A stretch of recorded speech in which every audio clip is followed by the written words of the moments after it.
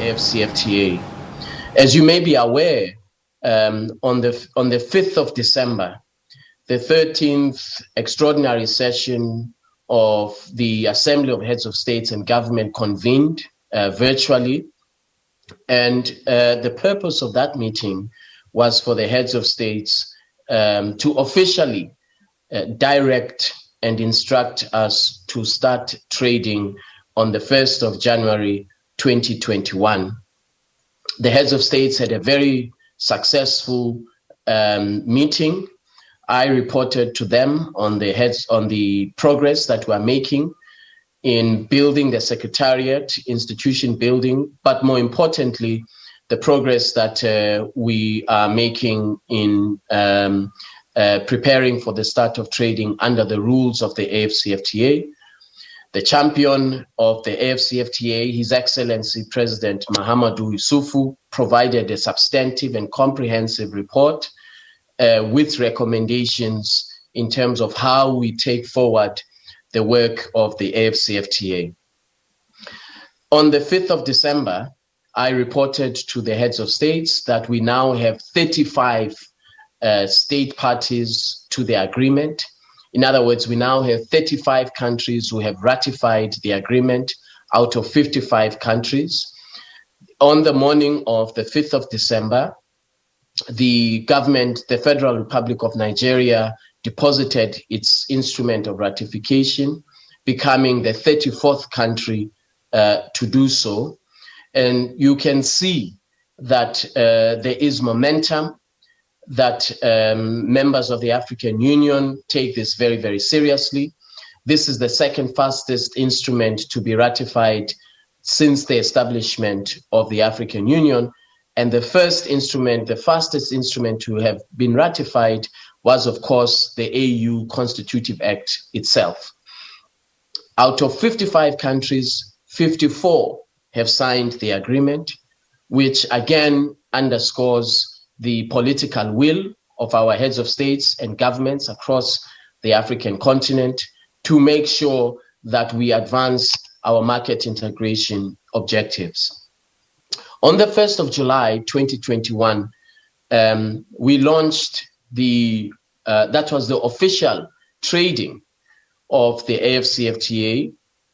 And on that day, Africa truly ushered in a new dawn in terms of how quickly we move towards an integrated market on the continent. From the 1st of January, my apologies, from the 1st of January 2021, Africa started trading on preferences that were negotiated and agreed to over time, over a 5-year period. You will recall that we were scheduled to have started trading under the AfCFTA on the 1st of July 2020, that is to say last year. However, because of the COVID-19 pandemic, we had to postpone the start of trading from July 2020 to the 1st of January 2021. In the last few months of last year, the ministers of trade, the senior trade officials and technical experts were working very hard to make sure that we actually have a commercially meaningful start of trading on the 1st of January 2021. And indeed, the heads of states received a progress report about all the work that was done to enable a commercially meaningful start of trading.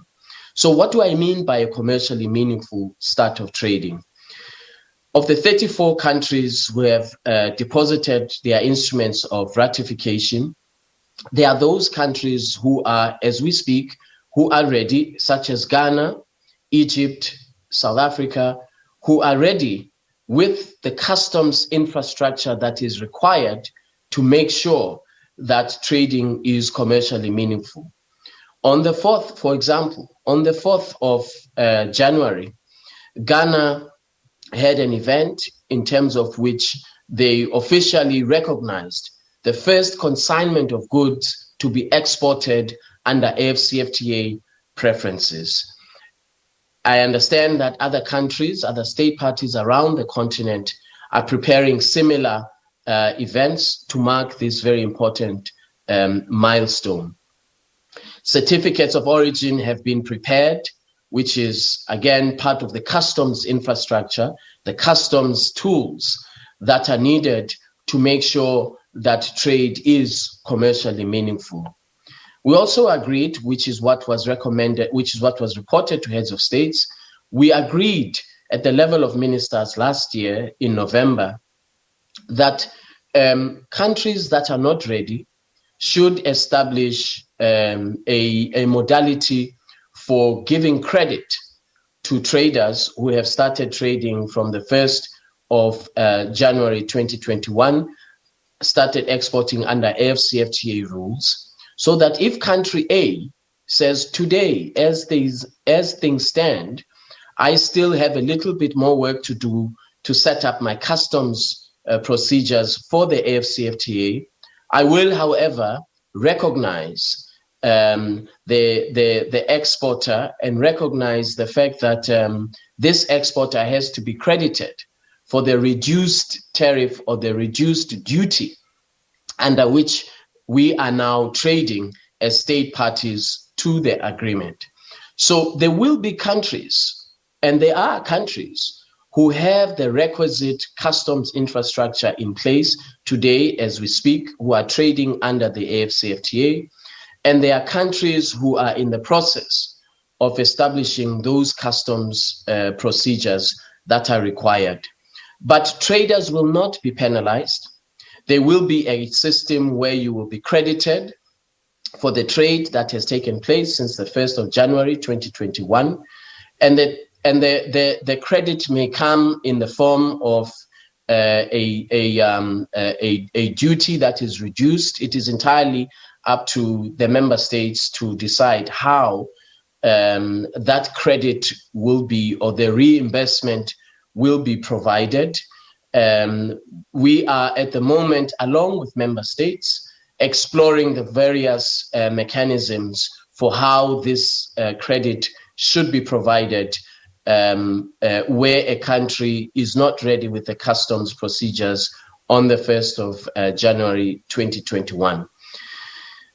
Some of the options that we have considered are the establishment of an escrow account from which later exporters can draw down for their reimbursement in recognition of the fact that we are now trading under new rules, which are preferential rules. This mechanism that we are talking about of reimbursing exporters is not new.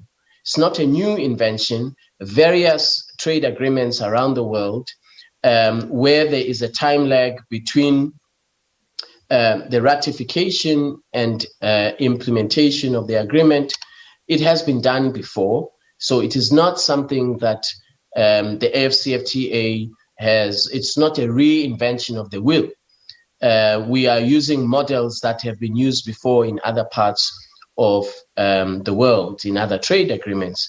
The most important point that I would like to emphasize is that Africa is now trading under new rules, new preferences, because we want to build a single integrated market on the African continent.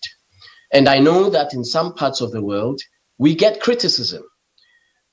We are criticized, we are told that we are rushing things, that we're actually not quite ready. But I want to ask those who hold that view, tell me of a trade agreement where all countries are ready at the same time. I don't know it. I have never heard of a trade agreement where in that particular arrangement, every single country is ready on day one. Not to my knowledge, it doesn't exist. And so I regret that as Africans, we are held to a much, much higher standard for how trade agreements should operate in practice. We negotiated this agreement in record time. Yes, of course, we're still continuing with negotiations, but there are other arrangements that have taken much longer than us to negotiate and to enter into force. There are other agreements that have been going on, negotiations for decades.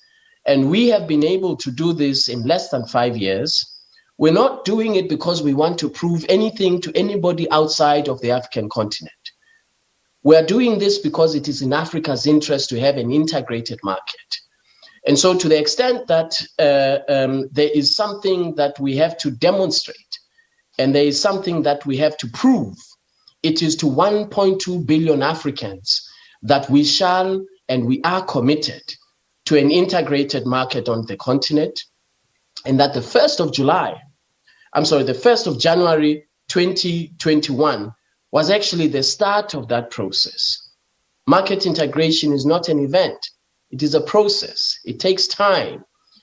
It took the European Union almost 60 years to get to the depth of integration that the European Union has achieved today. And so similarly, Africa's market integration objectives will take time, but you've got to start somewhere. And on the 1st of January 2021, we as Africans started in earnest on that journey of market integration. Let me conclude by saying the following. We will introduce mechanisms for supporting trade under the AfCFTA.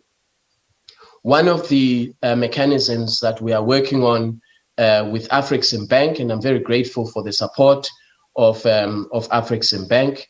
One of the mechanisms that we are working on is a Pan-African payments and settlement platform, which AfXimBank has agreed to provide the liquidity for the settlement and the payments, an initial amount of about $500 million that AfXimBank is providing, so that when a trader in Ghana trading under the AfCFTA has to transact under the AfCFTA with a counterparty in Kenya, that Ghanaian exporter will be able to transfer funds in local currency, in other words, Ghanaian CD, to the counterparty in Kenya, who will receive the funds in Kenyan Shillngs.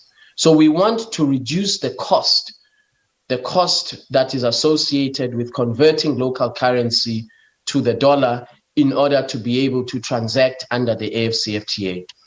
We all know the complications that arise from currency trading and the cost associated with convertibility of the need to convert our currencies in order to be able to trade amongst one another. We have 42 currencies on the African continent, and that in and of itself is a complicating factor when we want to ensure that we have a consolidated market on the African continent. But we believe, along with AfXimBank, that the Pan-African Payments and Settlement Platform will take us a step in the direction of resolving the challenges of multi-currency trading on the African continent, particularly in relation to the AfCFTA.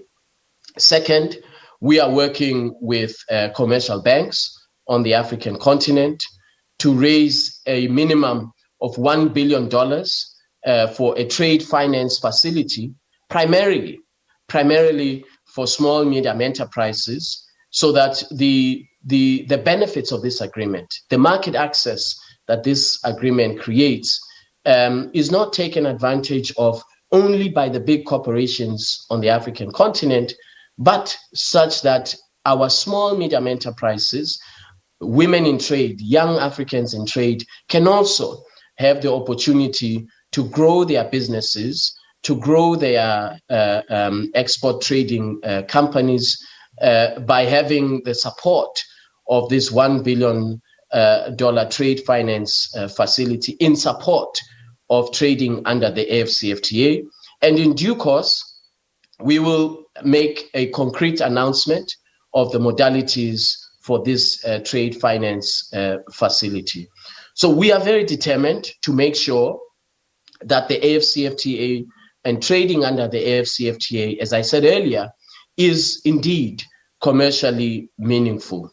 We're also introducing digitally enabled platforms to make sure that there is interconnectivity on the African continent, interconnectivity for business expansion, for reaching new customers. And on the AfCTA app, a trader will be able to access a new market in a different part of the African continent. So you will be able to access the market in West Africa from Malawi in Southern Africa and vice versa.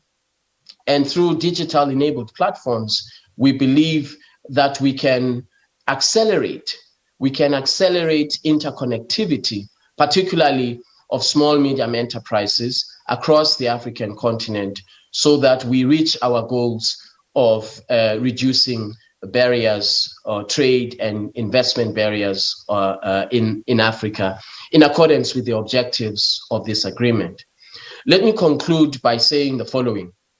A few months ago, the World Bank released a report that, amongst other findings, found that where we implement the AfCFTA effectively as the African continent, we have a potential opportunity to push back the frontiers of poverty and to lift 100 million Africans out of poverty, 70 million Africans out of moderate poverty, and 30 million Africans out of extreme poverty.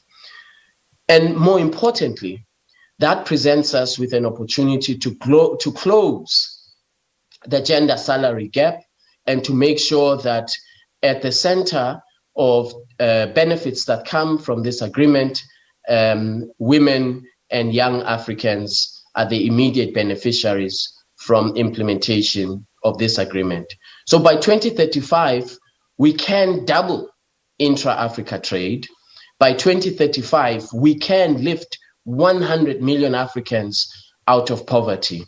And all of that will have started on the 1st of January 2021. It's not going to be easy.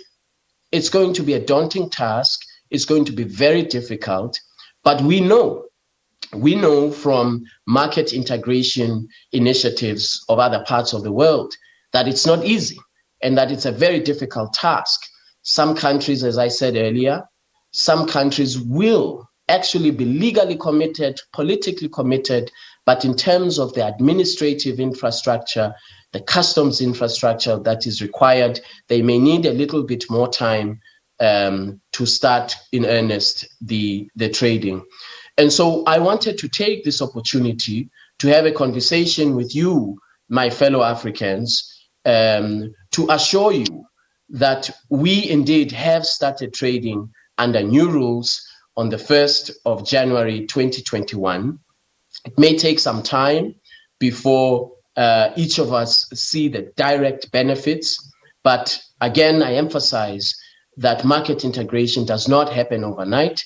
It is a process that takes time, but at least we have had a very good start, and I'm very encouraged by all the messages of support from millions and millions of Africans across the length and breadth of our continent. Africans know that this is a task that we have to confront head on, that this is a challenge that we have to confront head on. We're not going to get another opportunity as the African continent to integrate our market. This is our last opportunity. And all the heads of states are fully in support. All the governments of Africa are fully in support. This is a challenge that we shall face collectively as an African continent. And so we are not going to be deterred by our critics. Certainly, I am not going to be discouraged by those who criticize us from other parts of the world, who say that we proclaim we've started trading, but they don't see evidence of that. Our commitment and our responsibility is to 1.2 billion Africans. Those are the people to whom we have to demonstrate seriousness. 1.2 billion Africans. Those are the people who have to see that in earnest, we are trading under this agreement. I am accountable to them, 1.2 billion Africans. I'm accountable to all the governments of the African continent. I am not going to be discouraged by those who seek always to criticize the initiatives that this continent undertakes. As long as I'm the Secretary General, I commit to you, 1.2 billion Africans, that we as a Secretariat shall do everything that we can to make sure that the positive projections of this agreement, the fact that we have an opportunity in 15 years' time to lift 100 million Africans out of poverty, I commit to you that that is our primary objective for the next 15 years. I thank you very much, Madam Tanka, and I will take questions at this point. Thank you.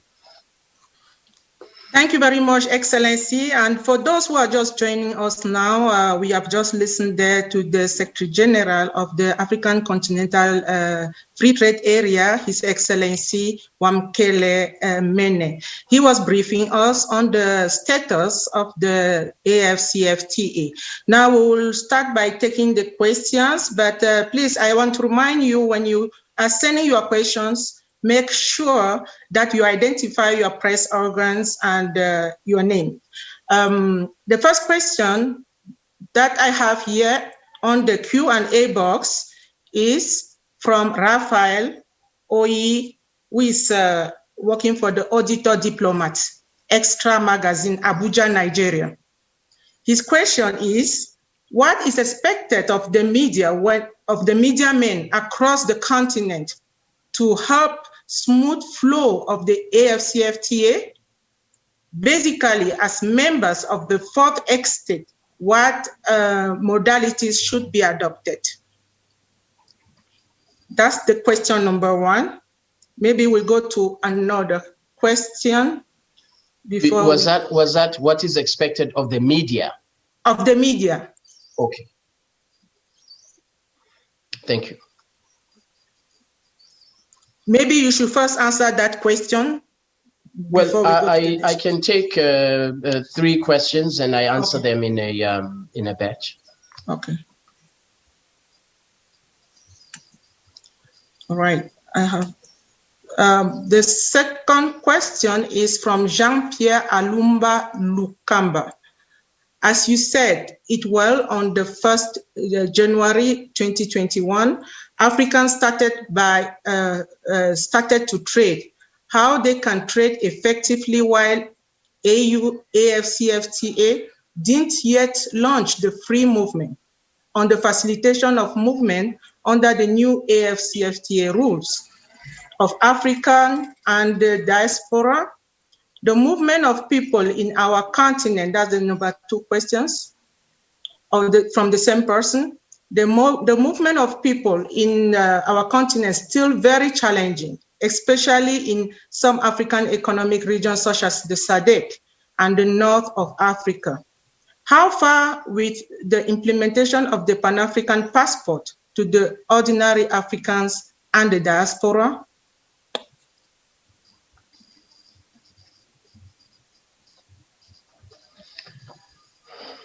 Okay, we can take one more, Madam Tanko. Okay, a very short one from Jean-Pierre Alumba Lukamba. How about the road infrastructures and flight routine? Right. Thank you very much for those questions. The media is a very important stakeholder in our work, because we are able to communicate through the media to communicate with Africans the work that we are doing, and we are able to disseminate information about the work that we are doing through the media. Thus far, we have been working with the African Union, of course, who have arranged this session as an organ of the African Union. We have been working together from time to time to ensure that we have these press briefings so that we can disseminate information to the whole of the African continent. The Secretariat is available at all times at your disposal as the media for information briefings, to obtain information from us. In my capacity, I provide interviews to media outlets across the African continent to give an update of the work that we are doing. And so we are at the disposal of our partners in the media for the purpose of disseminating information. Now, in respect of movement of persons, the protocol on the movement of persons is not part of the AfCFTA. It is a standalone protocol. It is a standalone instrument which has not yet entered into force. So it is not yet legally binding as an instrument. I do, of course, take the point, the underlying point that Jean-Pierre is asking, and all I would say is that we can only do what the agreement enables us to do, what the AfCFTA, which is law, binding law, what it enables us to do. We are not able to move beyond what the agreement has provided. The agreement does not make provision for free movement of persons.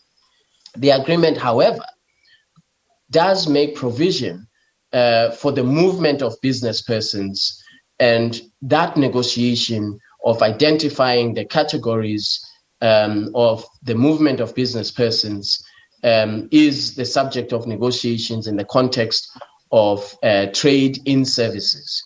So we are enabling movement of business persons in the context of what the agreement provides for, of what the agreement allows. We don't have the legal authority to move beyond that. The ability or if we wanted to have free movement of persons, that is entirely up to the member states of the African Union. It is not the African Union as an institution. It is the member states themselves who can decide at what point they want to ratify the protocol on the movement of persons. I think it's very important to be very clear about this. It is not the AfCFTA Secretariat. It is not the African Union Commission. It is the member states of the African Union themselves who can actually decide the point at which we have full free movement of persons across the African continent. But as I've said, to the extent that the AfCFTA, the agreement establishing the AfCFTA, to the extent that it allows movement of business persons, we are facilitating that in accordance with the law itself. Similarly, on the issue of the Pan-African passport, it is not part of our work. We have a very narrow mandate, and that is trade. Our mandate comes from the agreement establishing the AfCFTA.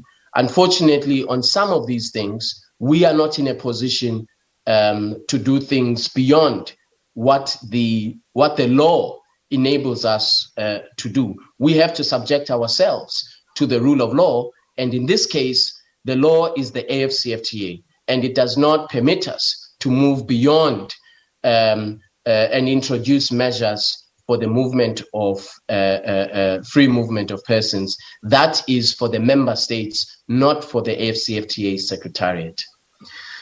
Now, on infrastructure, absolutely it is correct that we have to have complementary policies and complementary measures, because you do need infrastructure, whether it is roads, whether it is ports. You do need infrastructure to facilitate trade and to enhance trade on the African continent. We, of course, will work together with African multilateral development finance institutions to leverage on the policy complementarity between the work that we do, the mandate that we have, and also from a development finance perspective, their mandates and the work that they do on infrastructure development. I think we have to be conscious of the fact that we have we do not have an unlimited mandate to do everything. The agreement is very clear about what it is that we as a secretariat can do under the AfCFTA, and we have to stick within the mandate that we have. But it is obviously, it is trite that there are complementarities between trade and infrastructure development. And in order for us to double intra-Africa trade by the year 2035 or sooner, if we can, infrastructure is a critical part of that. And that is why I say we will work together with the development finance institutions on the African continent. Thank you. Thank you, Excellency. Our next question is coming from Gamu Shirai Mutezo. He did not identify his press organ, but he has two questions for us. And his first question is, how will we manage relations or extent to which we trade import material with countries such as China? I understand it will not be an overnight journey. Question 2, he says, please share with us, if available, the mechanics of starting to use the African passport visa requirements application processes. We'll go to our next question coming from Abdul Latif Balanta. His question is, can you envision a day as we can in the diaspora when import and certified diaspora companies may be afforded the same concessions, levy, and tariff waivers, although coming from the sixth region of Africa? If you may want to take a third question, Excellency. It's yes, coming from Daniel Vambunu. How can the United States of Africa and Global Pan-Africanism Network partner with the African Union in the realization of the expected benefits of the AfCFTA is intended to bring? Okay, thank you very much, and thank you for the questions. On the first question from Gamu, there are rules of origin which are currently being negotiated, and rules of origin serve a number of purposes. The first purpose rules of origin serve is they assist in the prevention of infiltration, if I can use that word, of third country goods into the AfCFTA market. They enable us to prevent transshipment of goods. We want this agreement to create jobs on the African continent. We do not want this agreement to create job losses. We want this agreement to create jobs. And we have negotiated and structured our rules of origin in such a way that there is a high threshold for value addition, that there is a high standard for value addition. In other words, you will not be able to import a shirt from a third country, put a button on it, and say made in the AfCFTA. We want to foster industrial development on the African continent. This is the second purpose of rules of origin, that have a high threshold for value addition.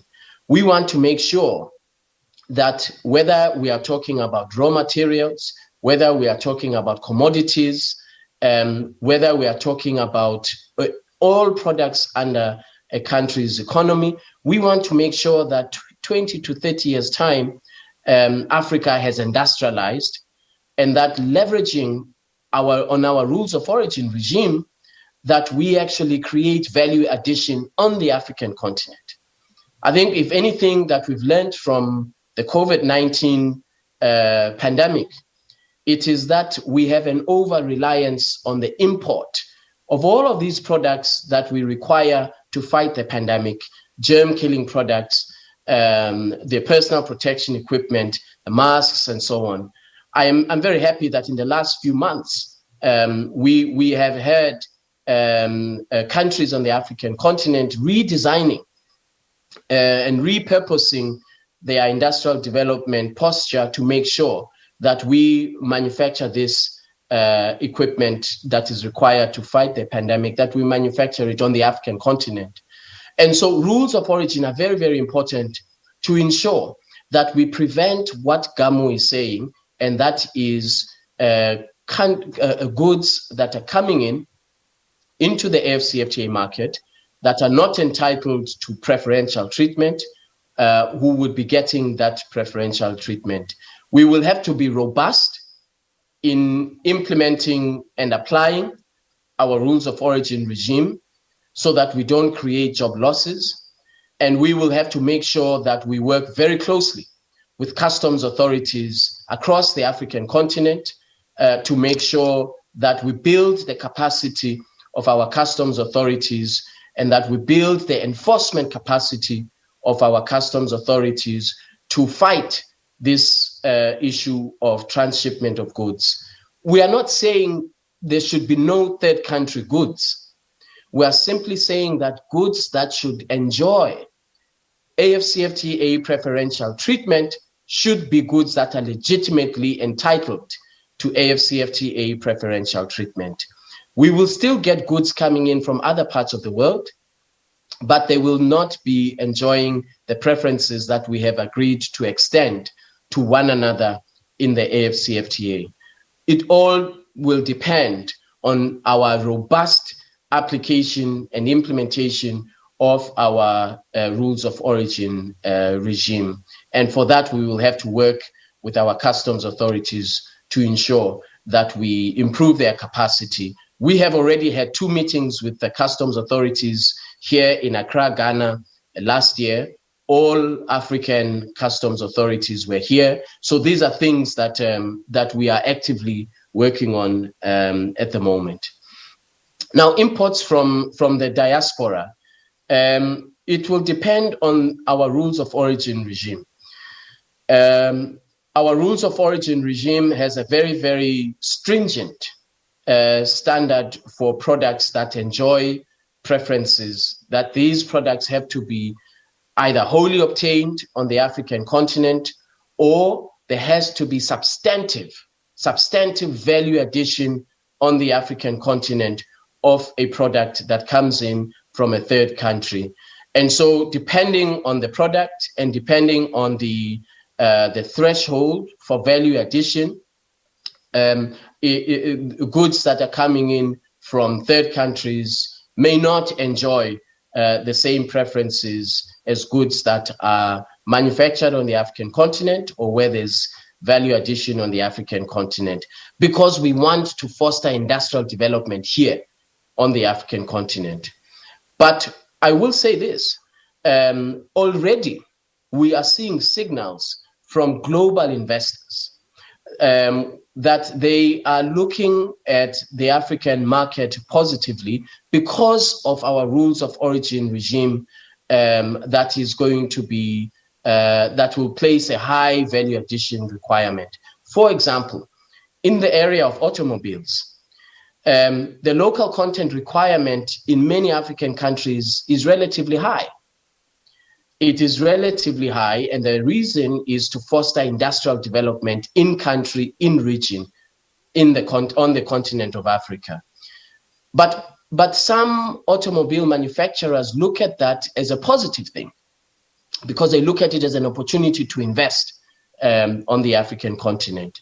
And so this question of rules of origin is very, very important and is directly linked to Africa's sustained industrial development over decades to come.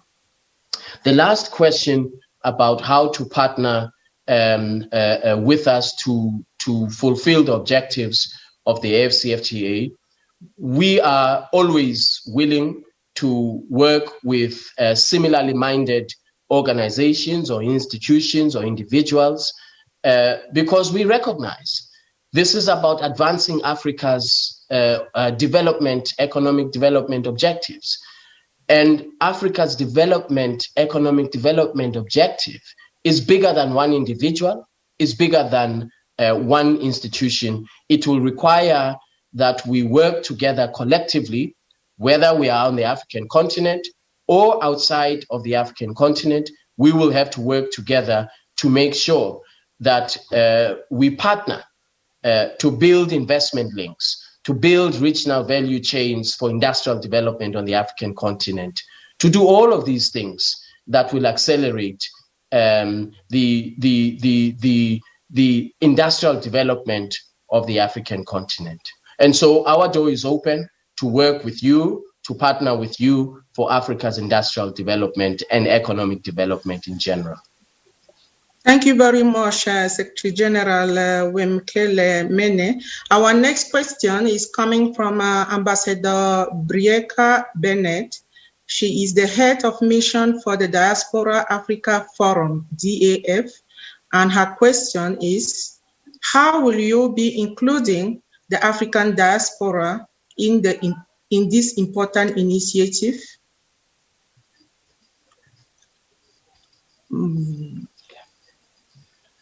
And Oliver Shikoze. Okay. No, there is no question there. And then we go to our next person, who is from Cape Town. He just says he's happy to be here. And our next person is from Grace Asare. No, she wants to know if this webinar will be recorded, and if they will have a story after this for publication.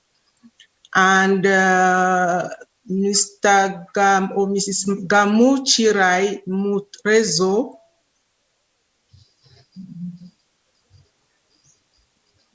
We've already answered that question. Okay. Excellency, maybe you first answer that question from Ambassador Bennett, and we'll find more questions here. And thank you again for the questions, and thank you, Ambassador Bennett, for your question. Of course, the African Union, and we all know this, recognizes the diaspora as a sixth region, and so we have to work together with the diaspora in advancing the African objectives of the African continent for integration. I must confess, I don't have the answers in that respect. All I can say is that we will work together with the diaspora to ensure that in our implementation of this agreement, there is a role for them. The diaspora has access to global capital markets. The diaspora has access to technology, to skills. We know, for example, that there are investment opportunities in Africa that the diaspora may want to consider. We know that there are private equity firms that are owned and run by people in the diaspora who have access, as I say, to capital markets, who can and have the capacity to invest on the African continent. So we would have to work together to identify these investment opportunities that are now enabled,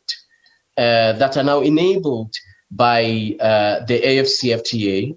But as I say, I don't have all the answers. We working together will have to find all the answers. But certainly there is a role for the diaspora to contribute in the implementation of the AfCFTA. And I look forward to working with Ambassador Bennett and the diaspora in that regard. I think there was a question about recording. I'm not sure that was directed at me, but I know that the colleagues in studio, they will respond to that particular question. Yeah, I think we are. I can say for sure that it is being recorded, and that maybe your office or the Department of Trade and Industry in the African Union might come up with a press release at the end of this to give outcomes of this press conference. Excellency, we have a question from David Mikja.